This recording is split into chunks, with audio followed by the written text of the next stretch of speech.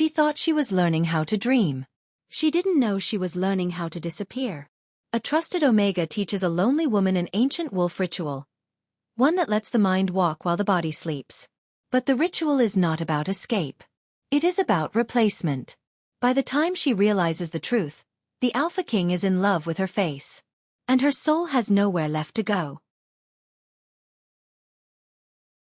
The night the Alpha King returned to the capital, the wolves did not howl. They listened. The city, stone and iron threaded through ancient forest, held its breath as Alpha crossed the inner gate. Torches bowed their flames in the wind of his passing. Guards straightened, backs rigid, eyes forward. No one spoke his name aloud. They never did when he was close. Names had weight, and Alpha carried enough already. He had ruled for 7 winters, and each one had carved something sharper into him. From the high balcony of the council hall, Louise watched the procession below with the practiced stillness of someone who knew how not to be seen. She stood slightly behind the carved pillar, slate clipboard pressed to her chest, ink already smudged on her fingers. Assistants were meant to observe, not exist. She had learned that early. Alfred dismounted without ceremony. He wore black, always black, tailored wool and leather rather than ceremonial armor, as if he refused to let even tradition touch him. Moonlight caught briefly in his hair, silvered at the temples, and then slid away. His face was calm, carved into something unreadable, but the wolves nearest to him lowered their heads instinctively. Power did that. Real power didn't shout. It pressed. Louise felt it even from above. A tightening behind the ribs. A pull she didn't have language for yet. "Write this down," the steward murmured beside her. "Time of arrival. Witnesses present."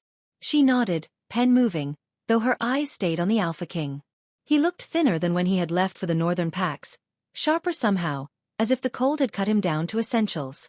When he lifted his gaze, just once, it was not to the cheering council or the bowing guards, but to the windows of the hall. For half a breath, Louise was certain he saw her. Her hand slipped. Ink streaked the page. She told herself it was nothing. Adele did not come to meet him. That absence was noted long before it was explained. Inside the keep, the air changed. Warmth replaced the cold bite of night, but tension lingered like smoke. Servants moved carefully, eyes lowered, voices hushed. Louise followed at a distance as Alfred strode through the corridor, his footsteps measured, unhurried. He did not ask questions. He never needed to. Information found its way to him whether it wished to or not. "The Queen has retired early," the steward said finally, unable to bear the silence. She complained of headaches. Alfred did not slow. "She always does." It was not said cruelly. It was said flatly, like a fact long stripped of emotion. Louise felt something tighten again.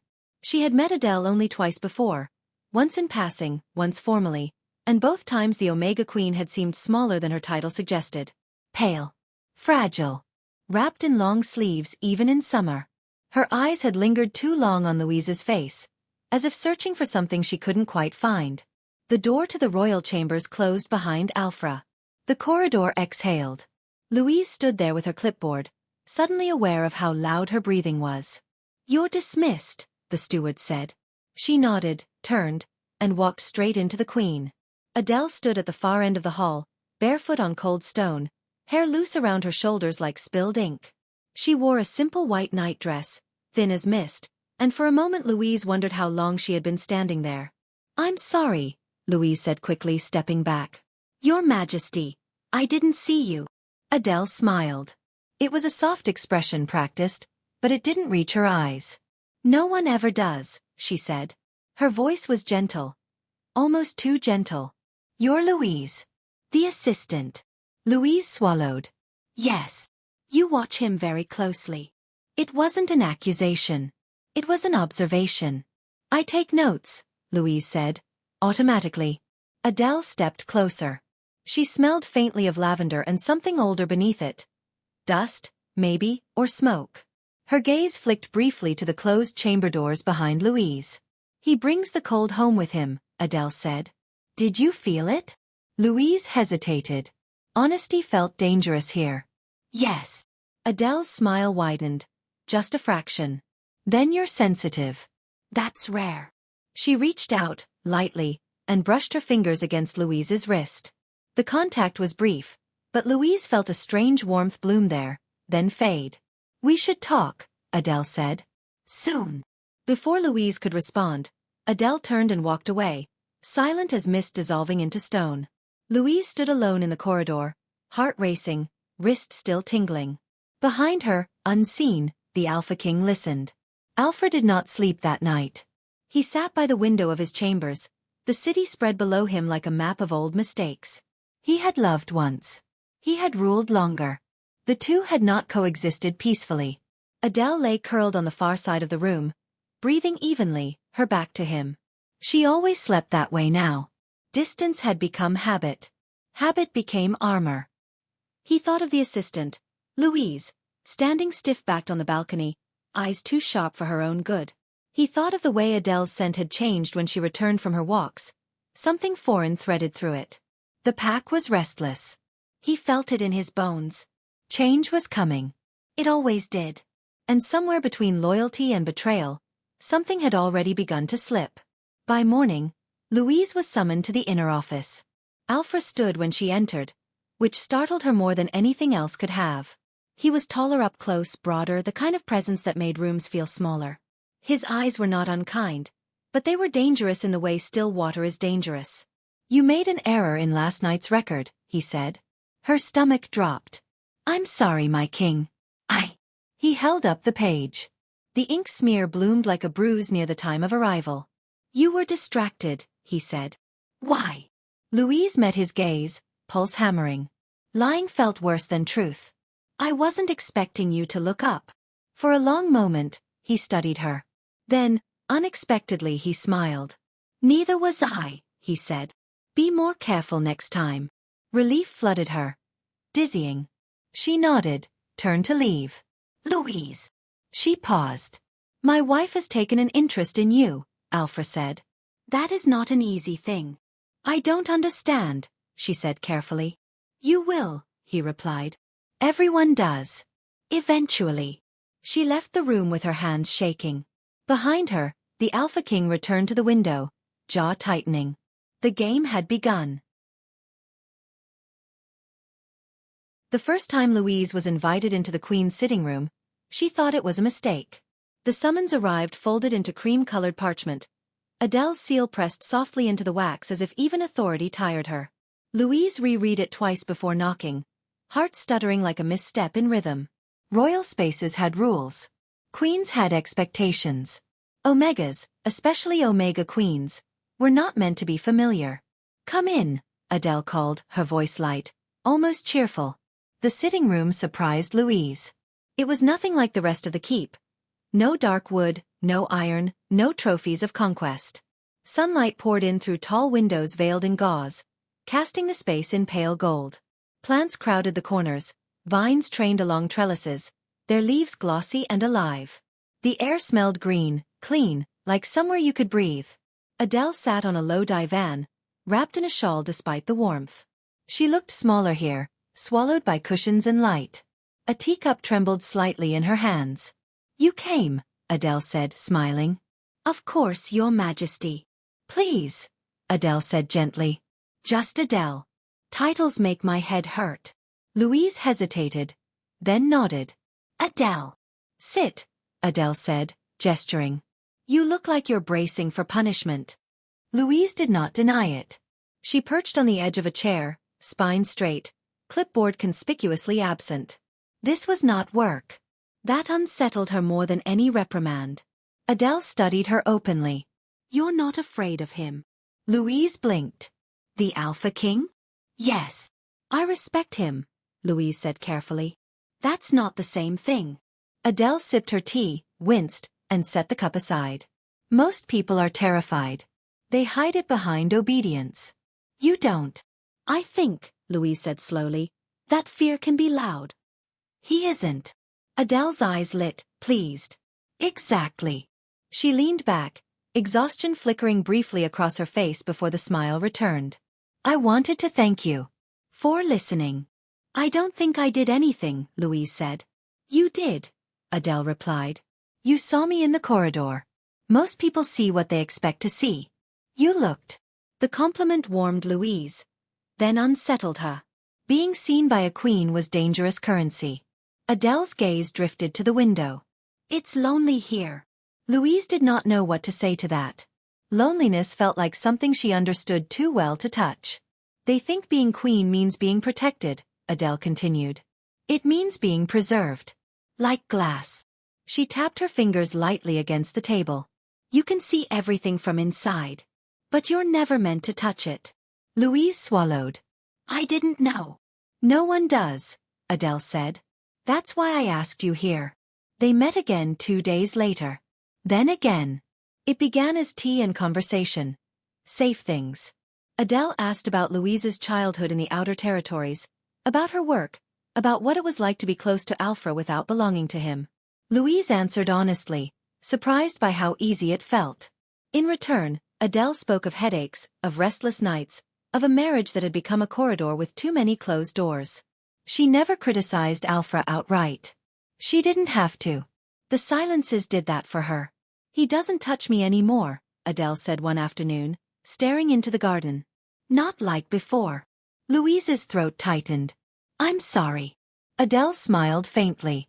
You don't have to be. It isn't cruelty. It's distance. He lost something in the Northern Wars. I think it was hope. Louise thought of Alfred's eyes. Steady, burdened. He carries a lot. Yes, Adele agreed. And he refuses to put it down. She reached for Louise's hand this time, holding it longer than before. Her fingers were cold. You make things feel lighter, Adele said. When you're here. The words settled heavy in Louise's chest. The pack noticed. Whispers followed Louise through corridors now. Soft, curious, edged with suspicion. Assistants were not meant to be companions. Omegas were not meant to choose friends. Alfred said nothing, but his gaze lingered more often when Louise spoke. His questions came sharper, his silences longer. When he brushed past her in council, she felt the air change. At night she dreamed. It started subtly. Hallways that stretched too far. Doors that opened into rooms she recognized but did not remember entering. Sometimes she heard a voice, Adele's, calling softly, guiding her. You're sensitive, Adele said again, during one of their afternoons. I could tell the moment I touched you. To what? Louise asked. To the veil, Adele replied.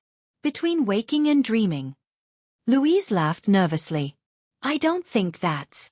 Not dreaming like sleep, Adele said. Dreaming like walking while the world looks away.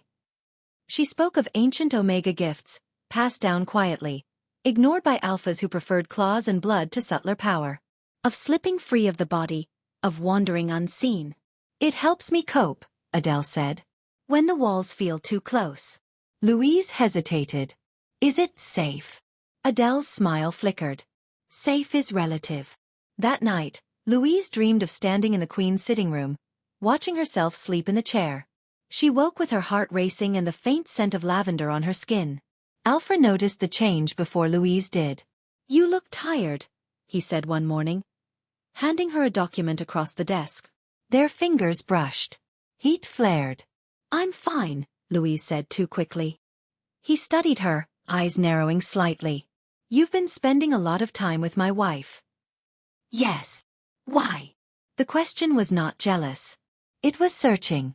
She needed a friend, Louise said. Alfred leaned back. Adele doesn't need friends. She needs stability.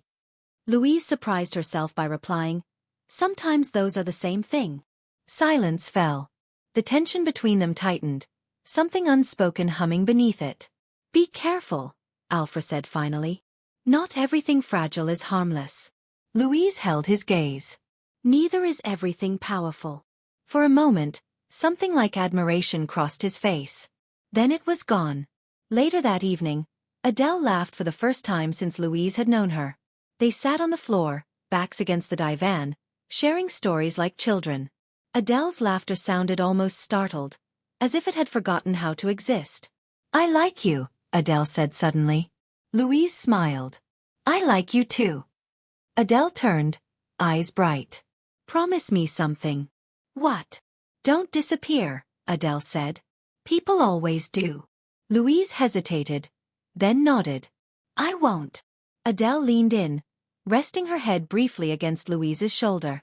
The contact was intimate, comforting, and something else Louise could not name.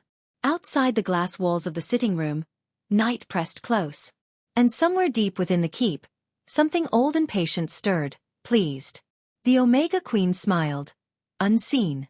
The glass house did not crack. It simply waited. Louise began to notice the silences before she understood them.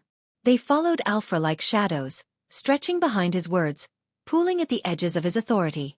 In council meetings, when others spoke too long or too carelessly, he did not interrupt. He waited. The pause unsettled them more than any raised voice ever could. By the time he answered, the room had already bent toward him. Louise recorded decisions, treaties, disciplinary orders. She learned the rhythm of his rule, swift where necessary, merciless only when cornered, endlessly restrained elsewhere. He was not cruel. That somehow made him more frightening. And more compelling. She saw him most clearly when the court was gone. Late evenings became routine. Paperwork stacked high, candles burned low. The keep quieted, wolves retreating to their quarters. Louise would gather her notes preparing to leave when Alfred would say, "Stay." Not a command. An invitation shaped like one. "You missed a detail," he said one night, tapping the margin of a report. Louise leaned over the desk, close enough to smell the clean bite of his scent. Pine, iron, something darker beneath. "Here." "Yes." His finger brushed hers as he pointed. Heat flared, sharp and unwelcome. She straightened too quickly. "I'll correct it." "You're efficient," he said. "But efficiency isn't the same as understanding." Louise hesitated. "What am I not understanding?" Alfred studied her, eyes unreadable. "The cost." He moved away from the desk, toward the window. Moonlight cut his silhouette into angles. "Every decision I make removes something from someone. Land, blood, memory. You write it down as ink on paper. I feel it as weight." Louise had never heard him speak like this. Not to anyone. "I didn't realize you thought about it that way," she said quietly. "I don't allow myself to think any other way," he replied. "That's how monsters are made." The word lingered between them. Louise thought of Adele. Glass fragile, soft-spoken, haunted. She thought of the distance in the royal chambers, the cold that followed Alfred like a second skin. "You're not a monster," she said before she could stop herself. Alfred turned. For a moment, something raw flashed in his expression. Surprise, perhaps. Or relief. Then the alpha mask slid back into place. "You don't know me well enough to say that," he said. "I'd like to," Louise replied. The words settled, heavy and undeniable. Adele noticed first. "You smell different," she said one afternoon, smiling faintly as she poured tea. Louise stiffened. "Different how?" "Like storm air," Adele said. "Charged. Dangerous." Louise forced a laugh. "You're imagining things." Adele tilted her head. "Am I?" Her gaze sharpened, something calculating flickering beneath the softness. "He's been keeping you late." "Yes," Louise said cautiously. "There's a lot of work." "There's always work," Adele said. "But there wasn't always you." Louise's chest tightened. "If this makes you uncomfortable." Adele reached across the table, gripping her hand. Her fingers were warmer than usual. "No," Adele said quickly. "I'm glad. Truly." She smiled, too wide, too fast. "Maybe you can reach him in ways I can't anymore." The words should have felt generous. Instead, they felt like permission Louise hadn't realized she'd been waiting for. The dreams intensified. Louise no longer drifted into them by accident. She recognized the sensation now, the moment her body fell away, heavy and distant, while something lighter rose to the surface.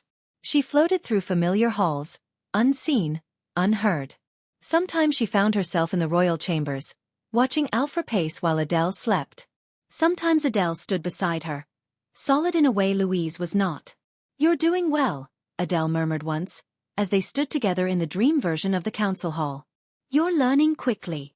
"I didn't mean to," Louise said. "This just happens." Adele smiled. "That's how it always begins." When Louise woke, she felt watched.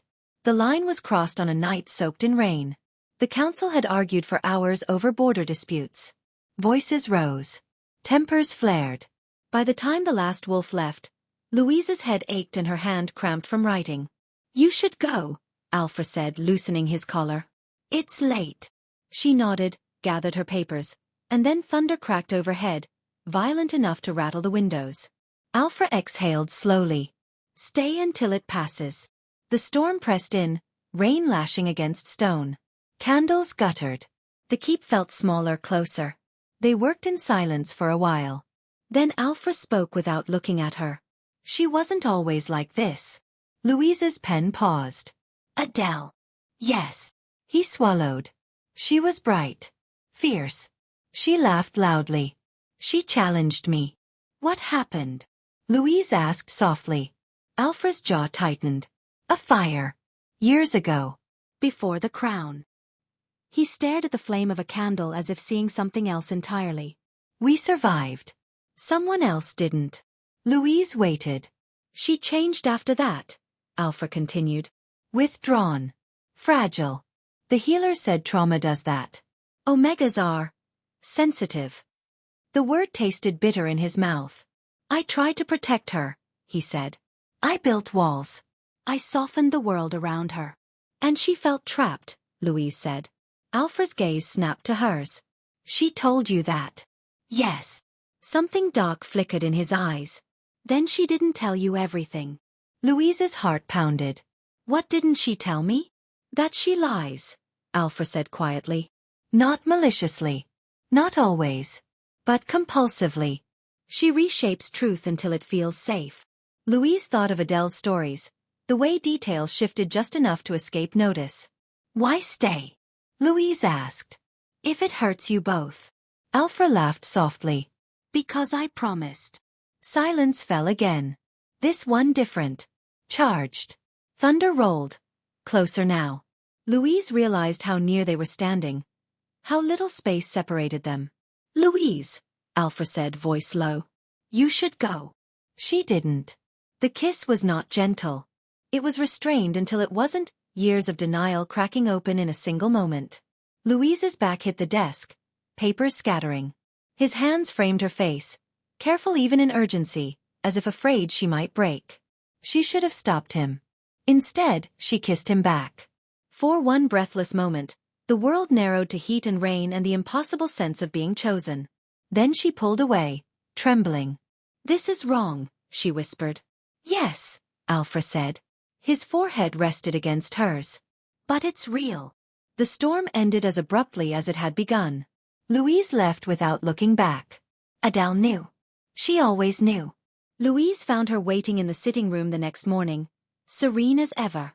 "You crossed a line," Adele said pleasantly, pouring tea. Louise froze. It's all right," Adele continued. "I don't blame you." "You don't." "No," Adele said. "I blame him." The lie slid smoothly into place. Adele reached for Louise's hand, squeezing gently. "You were lonely. So was he. That happens." Louise's guilt twisted painfully. "I never wanted to hurt you." "I know," Adele said. "That's why you're perfect." The word echoed strangely. Outside, the glass walls reflected 3 figures instead of 2. And deep within the dreaming dark, something smiled. Louise stopped trusting sleep. It betrayed her too easily now.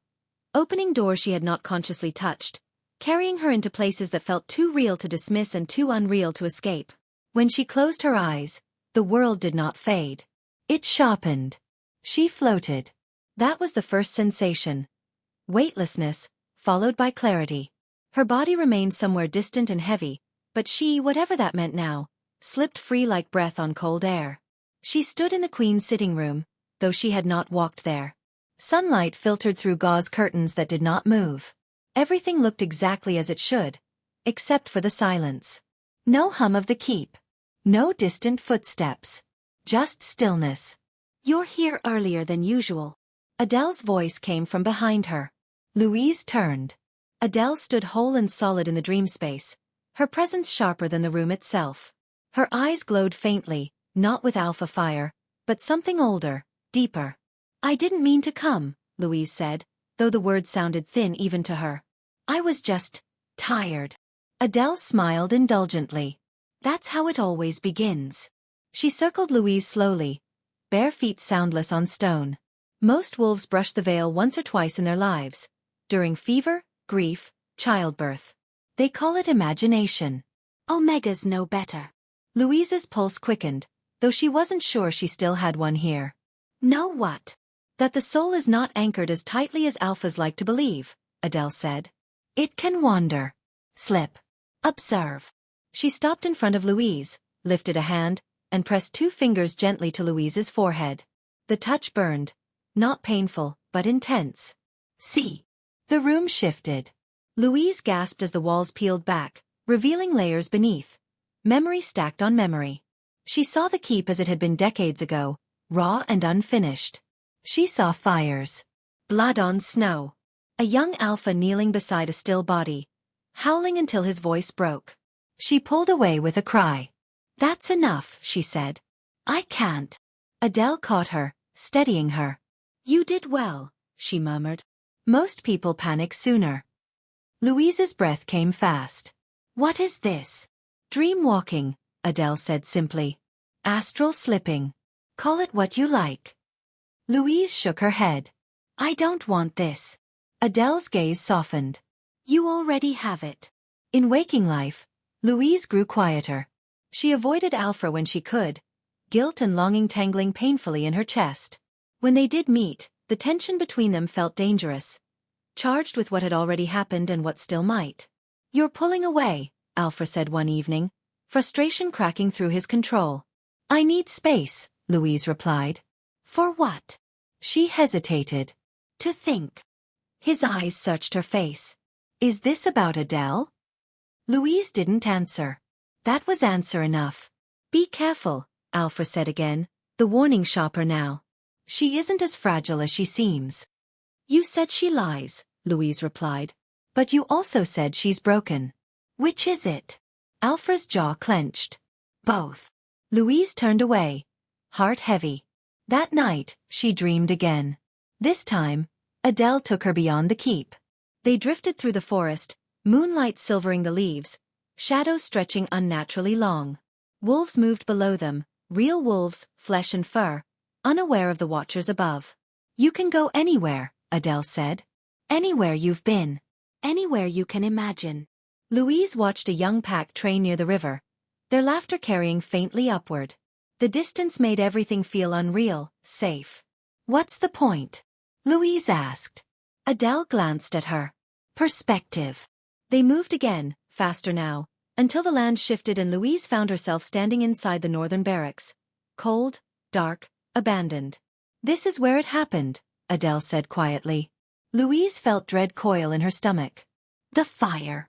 Adele nodded. "We were all there. Alfra, me, and someone else." Louise waited. "His name was Elias," Adele said. "An Omega like me. Brilliant. Kind." Louise frowned. "You never mentioned him." Adele smiled faintly. Some stories hurt too much to tell twice. The room darkened. Louise sensed something wrong, something pulling at her, tugging her deeper. "I want to go back," she said. "Soon," Adele promised. "But first look." The walls rippled, and Louise saw herself sleeping in her narrow bed, chest rising and falling. The sight was deeply unsettling. "That's my body," Louise whispered. "Yes," Adele said. "And you're not in it." Panic surged. "Put me back." Adele's hand tightened on her arm. For the first time, her expression hardened. "Not yet," she said. "You need to learn how to return on your own." The lesson lasted hours, or seconds. Time folded strangely here. Louise struggled, concentrating, pulling herself backward through the veil until the dream shattered. She woke gasping, sheets tangled around her legs, heart pounding like a drum. Her wrist burned where Adele had held her. The bond between them deepened after that. Adele guided her carefully now, praising her progress, correcting her mistakes. Louise clung to the attention, the sense of being chosen for something rare and important. "You're special," Adele told her one afternoon, fingers tracing idle patterns on Louise's palm. Alfred sees it too. That's why he wants you. Louise stiffened. This isn't about him. Adele laughed softly. Everything is about him. Even when it isn't. The words lodged uncomfortably in Louise's mind. Later, alone, she tried to dreamwalk without Adele. She succeeded. But the space felt colder. Empty. As if something had noticed her absence. Alfred confronted her the next day. You're changing, he said. You're pale. Distracted. This ends now. What ends? Louise asked. Whatever she's teaching you. Louise bristled. You don't own me. No, Alfred said quietly. But I won't watch you disappear. She laughed bitterly. You didn't notice when your wife did. The words hung between them, cruel and true. Alfred stepped back as if struck. I lost her once, he said. I won't lose someone else the same way. Louise's resolve wavered, but only briefly. That night, Adele waited for her in the dream. You see, Adele murmured, as the forest unfolded around them once more. He wants to cage you too. Just like me. Louise hesitated. He's afraid. So am I, Adele said. That's why we must be brave. She leaned close, voice dropping. There are deeper places we can go. Places where no alpha can follow. Louise felt the pull again, that seductive promise of freedom, of power without claws or crowns. She nodded. And somewhere in the dark, a door opened wider than it ever had before. Louise woke with a taste of smoke in her mouth and the echo of Adele's voice still wrapped around her thoughts. Deeper places. The words followed her through the day, threading themselves into every quiet moment. She moved through the keep as if slightly out of step with the world, her body present, her mind elsewhere. Walls felt thinner. Sounds sharper. Even Alfred's presence, once grounding, now stirred something restless and dangerous inside her. She avoided Adele that morning. It did not help. You can't hide from yourself, Adele said later, appearing beside her in the archive hall as if summoned by thought alone. Louise nearly dropped the ledger she was carrying. You startled me. Adele smiled. I didn't mean to. You were drifting. Louise steadied her breathing. I need a break. From the dreaming. From all of this. Adele's expression softened instantly. Concern, gentle and practiced. Of course. I would never force you. Relief washed through Louise, followed immediately by guilt for feeling it. But, Adele continued, taking Louise's hand, don't mistake fear for wisdom. Growth always feels like loss before it feels like freedom. Louise pulled her hand back gently. I just need time. Adele nodded. Take all the time you need. Her eyes lingered, unreadable. The line was crossed that night without ceremony. There was no storm this time. No thunder to blame. Just a quiet evening and a summons Louise did not intend to answer. And did. Alfred's chamber door stood open. Candlelight spilled across the floor, warm and inviting. He stood by the window again, as if waiting had become a habit. You shouldn't be here, Louise said from the threshold. Neither should you, Alfred replied. But you came anyway. She stepped inside. The door closed behind her with a soft, final sound. They did not speak at first. Words felt inadequate, clumsy. The air between them was thick with everything they had not said since the storm, since the first mistake. I can't keep pretending nothing happened, Louise said finally. Alfred turned. His face was bare now, stripped of court and crown. Just a man carrying too much weight. Neither can I. He crossed the room slowly, giving her time to retreat. She didn't. I feel like I'm splitting in two, Louise whispered. Like part of me doesn't belong to me anymore. Alfred's hand cupped her cheek, warm and solid. Then let me anchor you. The kiss this time was slower, deeper. Less hunger, more need. Louise melted into him, clutching at his coat as if he were the only solid thing left in a shifting world. When he lifted her, carried her to the bed, she didn't protest. After, they lay tangled in sheets, candlelight flickering shadows across bare skin. Louise rested her head against his chest, listening to the steady beat of his heart. For the first time in days, she felt real. I never meant for this to happen, Alfred murmured. Louise smiled faintly. Neither did I. They did not say love. It hovered unspoken, too dangerous to name. Adele felt it. She was waiting when Louise returned to her quarters, sitting calmly at the small table, hands folded as if she had been invited. Louise froze. How did you get in here? Adele tilted her head. You left the door unlocked. That was not true. Louise was meticulous. You smell like him, Adele said softly. Shame flooded Louise's chest. Adele, It's all right, Adele said quickly, standing. Truly. She crossed the room, close enough that Louise could see the fine tremor in her hands. I told you I don't blame you. I didn't plan it, Louise said. It just happened.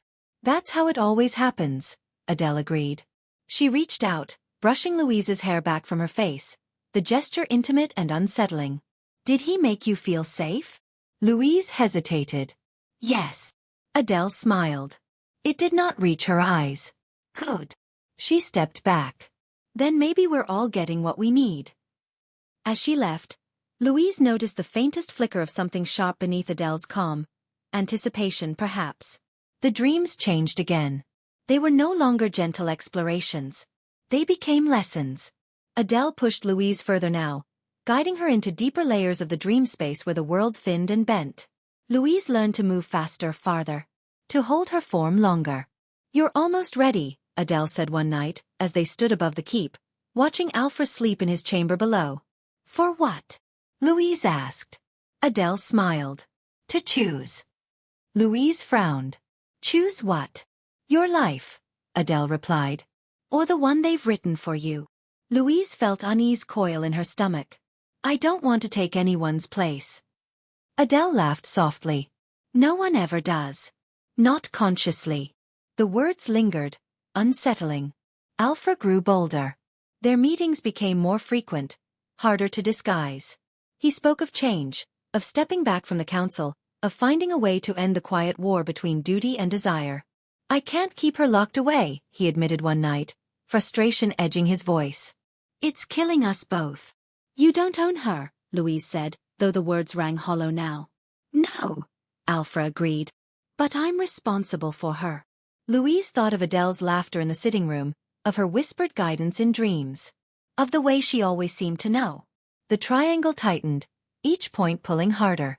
The breaking point came in the dream. Adele led Louise into a place Louise had never seen before. A vast, dark expanse where stars drifted like embers. This is the crossing, Adele said reverently. Louise felt fear ripple through her. I don't like this place. That's because it's honest, Adele replied. She turned, eyes luminous. You trust me, don't you? Louise hesitated, then nodded. Adele smiled, wide, satisfied. Good. Far below them, 3 bodies slept. Only 2 souls would wake unchanged. And Louise did not yet understand which one she was training to lose. The first crack appeared as a name. Louise found it by accident, ink-faded, buried in an old northern registry she had been ordered to archive and forget.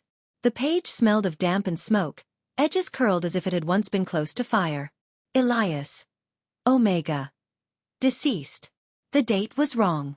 Louise stared at it for a long time, pulse ticking in her ears. According to Adele, Elias had died before the fire. According to Alfra, there had only been one casualty, and his name had never been spoken aloud. This record said otherwise. She told herself it meant nothing. Records were messy. Wars rewrote facts all the time. Still, she copied the name. That night, when she dreamed, the northern barracks were waiting. The dream dropped her hard. No gentle drifting this time. She landed on cold stone, breath tearing from her chest though she did not need to breathe here. The air reeked of smoke and old fear. This place again? Louise whispered. You came here on your own, Adele replied from behind her. Louise turned sharply. You didn't bring me? Adele's smile was calm, reassuring. You're learning independence. That's good. The room around them sharpened, details flooding in. Burn marks on the walls. Melted iron. Dark stains soaked too deeply into the stone to ever fully disappear. Tell me about Elias, Louise said. The name hit like a stone thrown into still water. Adele's expression faltered, just for a heartbeat. Then she laughed softly. "Why him? I found his name," Louise said. "In the records." Adele sighed, as if indulging a child.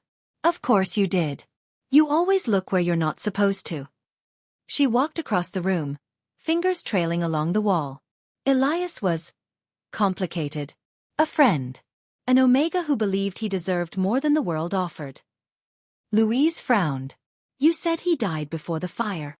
Adele turned. "Did I?" "Yes." Adele tilted her head. "Then I misspoke." The casualness chilled Louise.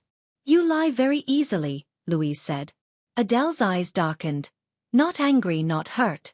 "Assessing. Truth is subjective," she replied.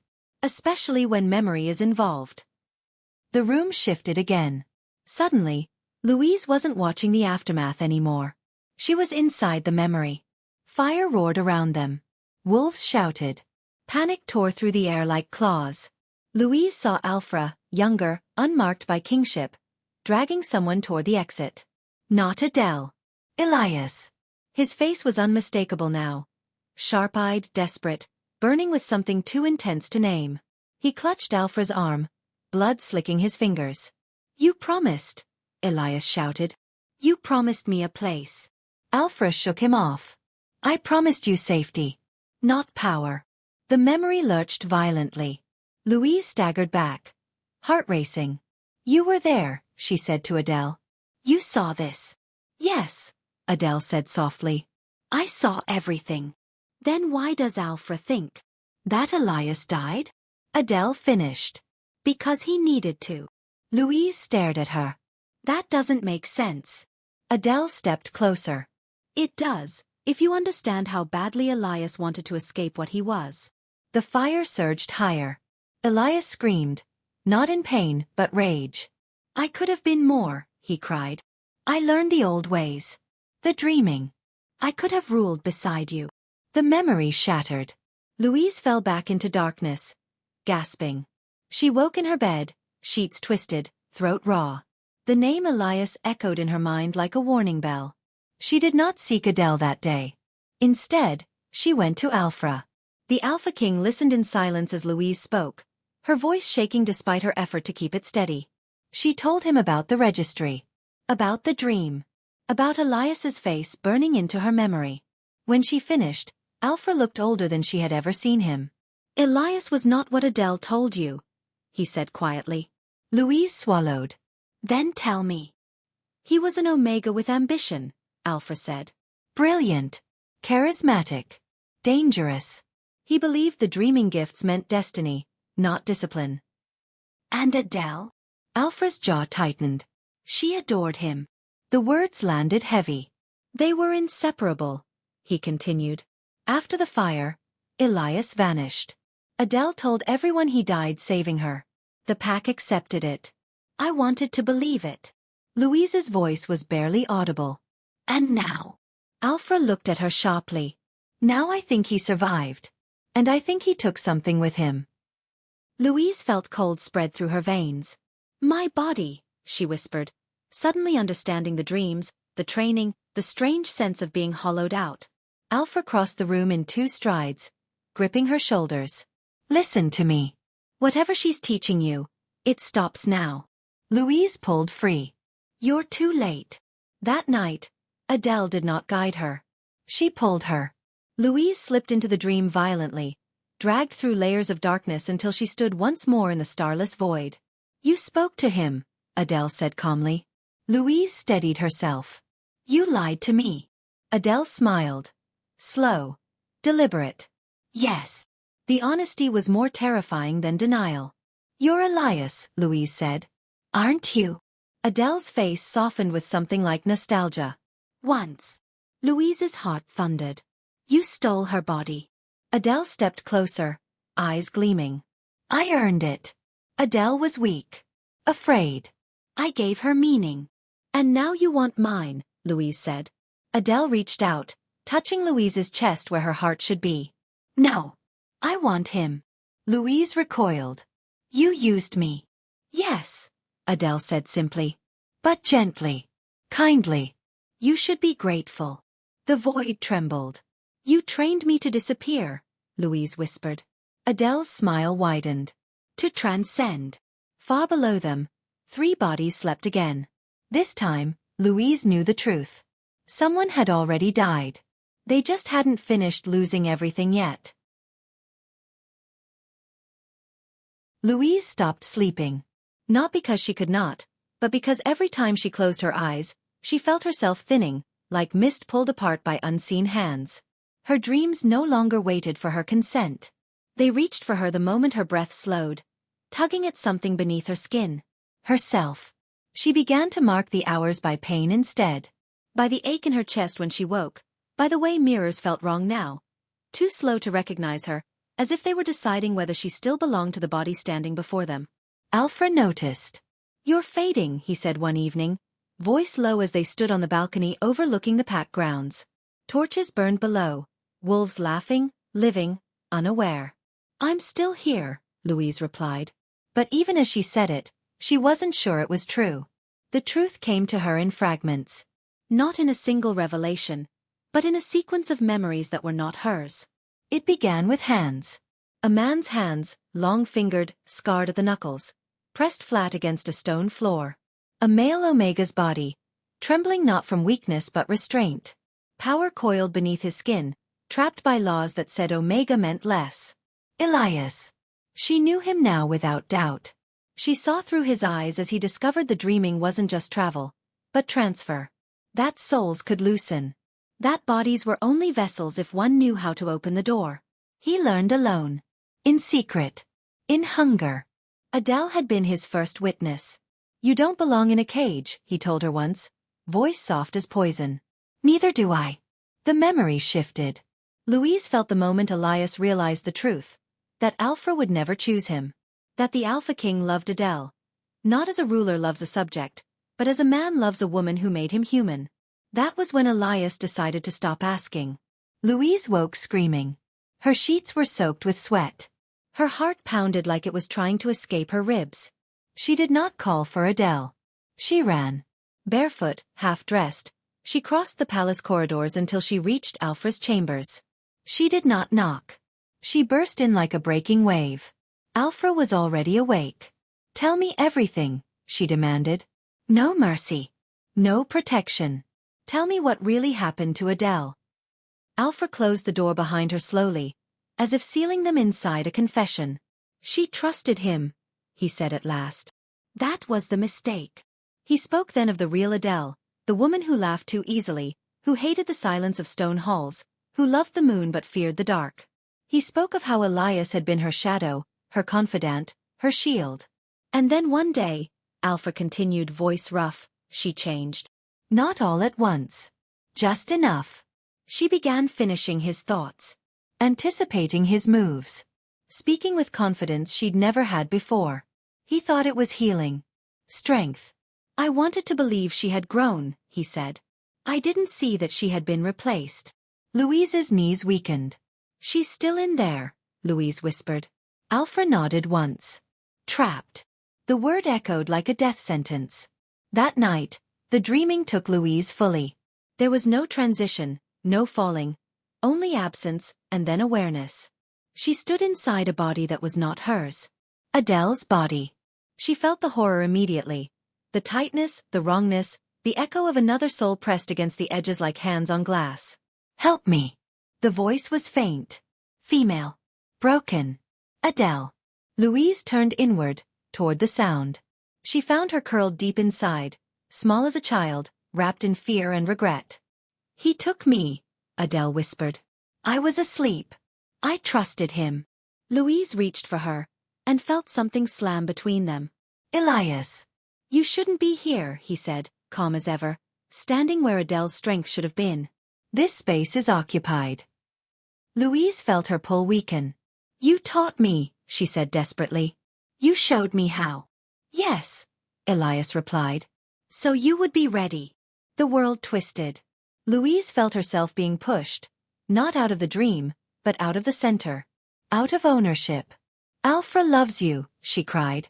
Not this. Not what you are. Elias smiled through Adele's face. He will. The last thing Louise felt was her name slipping. She woke on the floor of her own room. But the air felt different. Heavier. She staggered to her feet and went to the mirror. The woman staring back at her blinked a second too late. Her smile came without permission. "Hello," Elias said from inside her skull. Louise screamed, but no sound came out. Her body turned away from the mirror on its own, walking calmly toward the door. Toward a life that was no longer hers. Toward a man who would never know the truth until it was far too late. And somewhere, deep within a stolen queen, Adele wept, unheard. The swap had begun. Louise did not disappear all at once. That was the cruelty of it. She was still there, pressed behind her eyes, folded into the quiet spaces between thought and motion, watching as her body rose from the floor with borrowed grace. Watching as Elias tested her limbs like a man slipping into a tailored coat. "Steady," he murmured, more to himself than to her. "You're stronger than I expected." Her mouth opened. Her lips moved. "No," Louise tried to say. What came out instead was a calm breath. A soft smile. Acceptance. Her terror echoed inward, soundless and useless. Elias wasted no time. He bathed, dressed, styled her hair the way Louise never did, deliberately feminine, calculated to invite softness. He chose clothes that made her look approachable, harmless, real. "You were hiding in plain sight," he told her as he worked. "You never knew how much power you had." Louise screamed inside her skull. He left her chambers with purpose. The palace reacted to him as it always had to Louise, with familiarity, with trust. Guards nodded. Servants smiled. No one questioned her sudden stillness, her sharpened gaze. They thought she had finally found confidence. Alfred sensed it immediately. He stood when Louise entered his study, eyes narrowing slightly as she crossed the threshold. "You look," he began, then stopped. Elias tilted Louise's head. "Different." Alfred studied her like a wolf testing the wind. "Focused." "Say his name," Elias urged silently. "Let him hear it the way he likes." "Alfred," Louise's voice said, warm and certain. The Alpha King exhaled. Whatever instinct had stirred inside him settled. He smiled. That smile broke something in Louise so deeply she did not know how she would ever recover. Inside Adele's body, the real Adele screamed. She slammed against the edges of her prison as Elias anchored himself more firmly into Louise's flesh. The connection tightened, locking into place with brutal finality. "It's done," Elias said to both of them now. "No more drifting. No more sharing." Adele sobbed. "You promised me freedom. And I gave it to you," Elias replied. "You're alive, aren't you?" Louise felt Adele's despair ripple through the dreaming plane like a dying heartbeat. "You're a monster," Louise whispered inwardly. "Yes," Elias agreed calmly. "But I am a monster who will be loved." Days passed. Or hours. Time no longer obeyed Louise. She watched as Elias slid seamlessly into her life. He laughed with Alfred. He spoke confidently in councils. He listened, truly listened, then responded with intelligence sharpened by years of hunger. The pack adored her. "She's changed," they said approvingly. "She's stronger now." Alfred believed it. He began to lean into her presence the way he never had before. Seeking her counsel. Touching her hand absent-mindedly. Watching her when he thought she wasn't looking. Louise felt every touch like an echo of grief. The mating bond followed. It was not announced. It did not need to be. One night, Alfred pulled her, him, into his arms beneath the moonlit balcony and kissed her with a depth that Louise had only ever imagined. Elias accepted it without hesitation. Inside, Louise shattered. She felt the bond flare, weaving itself through flesh and soul, and locking her out completely. "No," she begged. "Please. That bond was meant for me." Elias sighed, almost kindly. "You were never meant to be queen. You were meant to be the door." The final severing came quietly. During a dream Louise did not choose. She felt herself being pushed again, but this time there was no resistance left in her. No anchor. No name. Elias stood before her one last time, wearing her face like a crown. "You can rest now," he said. "I don't need you anymore." "What happens to me?" she asked. Elias considered. You'll linger. Most do. The darkness folded in on itself. Louise fell. She woke in silence. No body. No breath. No weight. She existed as awareness only. Adrift in a hollow space where time did not reach. Through a thinning veil, she saw the world continue without her. Alpha ruling beside the woman he believed was Louise. The pack prospering. A queen smiling with borrowed eyes. And deep within another body, Adele finally went still. Her voice faded. Then vanished. Louise was alone. Trapped behind the wolf's eyes of the woman who stole her life. And the world called it love. Louise learned what eternity felt like by watching mornings arrive without her. Sunlight still crept through the palace windows, gilding stone and silk, touching skin she could no longer feel. Birds still cried from the high arches.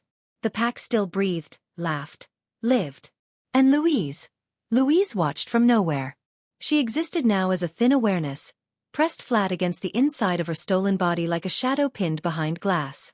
She could see through her eyes, hear through her ears, sense the world as if it were happening to her, but she could not reach it. Elias had been right. She lingered. Elias wore her life flawlessly. He woke beside Alpha each morning, accepting the Alpha King's arm draped possessively across his waist. He breathed in Alpha's scent like it was a reward long overdue. He kissed him with a familiarity that Louise had never been allowed to earn. Alpha softened under it. Louise saw it, the way the Alpha King's guard lowered inch by inch, day by day. How he smiled more freely. How he spoke of the future with a certainty he had never dared before. "This is peace," Alpha said one night, his voice low, reverent. "I didn't know I was allowed this." Louise wanted to scream. Elias only smiled. "You always were." The pack adored their queen. They praised her strength, her intelligence, her sudden ease with command. Councils ran smoother now. Conflicts ended faster. Elias ruled beside Alpha not as a shadow, but as a partner. "This queen understands power," the elders said. Louise understood then the final cruelty of it. Elias was not pretending. He was better at this than she would ever have been. That truth hurt more than the theft itself. At night, when Alpha slept, Elias would sometimes grow quiet. He would stand before the mirror, Louise's mirror, and study the reflection with something like reverence. "Do you see?" he would whisper. "This is what I was meant to be." Louise saw it too. Her face had changed subtly under his rule. Her posture was different. Her eyes colder. Her smile sharper. Louise barely recognized herself. "You killed me," she said inwardly. Elias tilted his head, listening to a voice no one else could hear. "No," he replied. "I refined you." He rested a hand over her heart.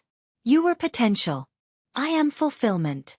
Sometimes, rarely, Alpha hesitated. There were moments when he would pause mid-sentence, studying Louise's face as if searching for something lost. "You used to look at me differently," he said once. Louise's hope surged, sudden and desperate. Elias laughed softly. "People change."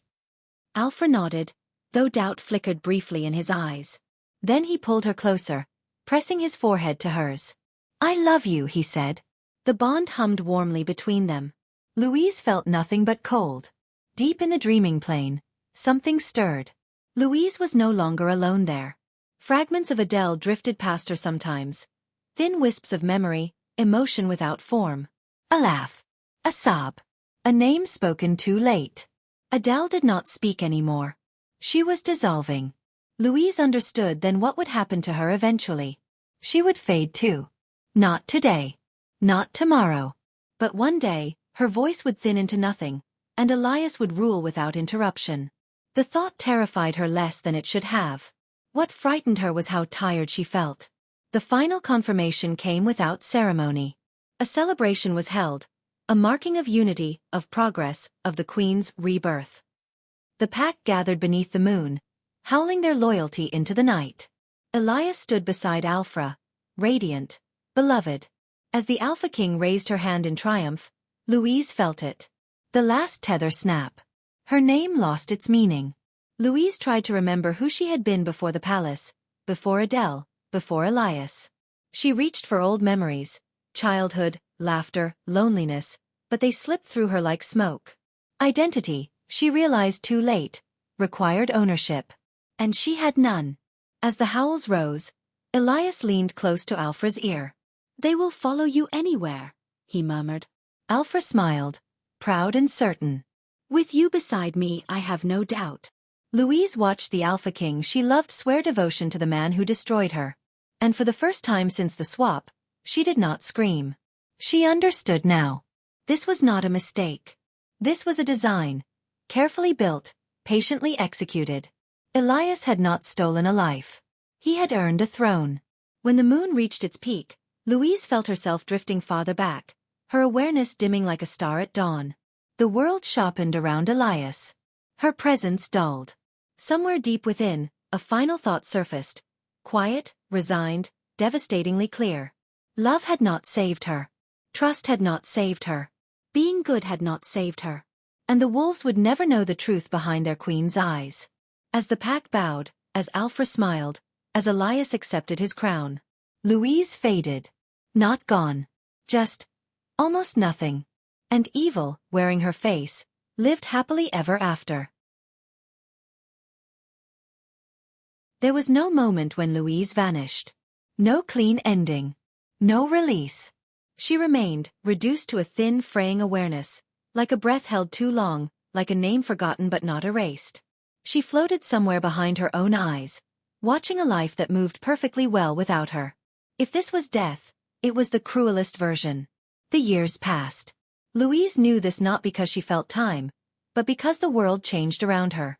The palace walls were repaired, polished, expanded. The pack grew. New wolves were born who would never know a queen named Louise as anything other than what Elias had made her. Alfra ruled well. That was perhaps the deepest wound. He was fair, strong, just. Under his reign, the pack prospered. Hunger diminished. Wars ended before they began. The Alpha King became legend. Not feared, but revered. And at his side stood his queen. Beloved. Admired. Trusted. Elias learned restraint. He learned tenderness. He learned when to listen and when to command. He learned how to mirror love so convincingly that even Louise, watching from within, sometimes forgot it was false. Sometimes. At night, when Alfra slept, Elias would lie awake, staring at the ceiling. In those quiet hours, when the world did not demand performance, he would occasionally speak inward. "You're still here," he would say. Louise did not answer. She had learned that silence was safer. "I wondered how long you'd last," Elias continued calmly. "Most fade faster." She felt no anger now. No panic. Only a distant ache, like grief remembered secondhand. "You know," Elias said almost conversationally, "if you had wanted power you could have asked. You just didn't know how." Louise thought of all the times she had tried to be small. Kind. Unthreatening. She understood then that goodness had never been neutral. It had been permission. Alfra never learned the truth. There were moments, fleeting, fragile, when he came close. When he would wake from sleep with a frown, hand pressed to Louise's chest as if checking for a heartbeat. "Do you ever feel watched?" he asked once. Elias smiled gently. "You carry too much responsibility. Even Alpha Kings dream of ghosts." Alfra laughed softly and kissed her forehead. "I'm glad I have you," he said. Louise felt the words pass through her like cold wind through ruins. The dreaming plane grew quiet. Adele was gone now. Not sleeping. Not waiting. Gone. Louise felt the space where Adele had once been. Empty, echoing, final. She understood what awaited her eventually. Dissolution. Forgetting. The slow erasure of even pain. Strangely, she was not afraid. What frightened her was the idea that Elias would go on unchallenged. That his victory would remain perfect. That the world would reward him. The last thing Louise held on to was a memory. Not of Alfra. Not of love. But of herself, before the palace, before the dreaming, before betrayal. A woman standing alone at the edge of a city, watching wolves run beneath a moon she did not yet fear. A woman who believed that being chosen meant being safe. She replayed that memory endlessly, polishing it, preserving it, afraid that if she let it go, she would follow Adele into nothing. One night, Many years later, Alfred died. Not violently. Not tragically. Age claimed him quietly, as it does kings who survive long enough to grow old. Elias held his hand until the end. Louise felt Alfred's soul loosen, felt it slip free without pain, without confusion. He did not linger. He did not look back. For the first time in years, Louise cried. Not because he was gone, but because he had escaped. Elias ruled alone after that. He mourned convincingly. He ruled efficiently. He aged slowly, carefully, as if mindful of the image he wore. He chose a successor. He shaped the future. And still, sometimes, he spoke to her. You lasted longer than I expected, he said once, standing before the mirror. Older now, lines etched into Louise's borrowed face. You might outlive me. Louise felt herself thinning. She did not respond. Elias smiled faintly. If you do, remember this. He leaned closer to the glass. Love didn't save you because love was never the point. When Elias finally died, centuries later, body worn thin by time, Louise felt the bond dissolve. The body went still. The palace went quiet. And for the first time since the fire, since the dreaming, since the theft, Louise felt movement. Not return. Not freedom. But release. She drifted, not upward, not onward, just away. Her last thought was not of vengeance. It was not of justice. It was of warning. If anyone were listening, if stories could carry truth where voices failed, this is what she would say. Be careful what you invite into your mind. Be careful who you trust with your reflection. And never mistake gentleness for safety. Because some wolves do not break down doors. Some wait patiently. And when they take your life, they wear it better than you ever could.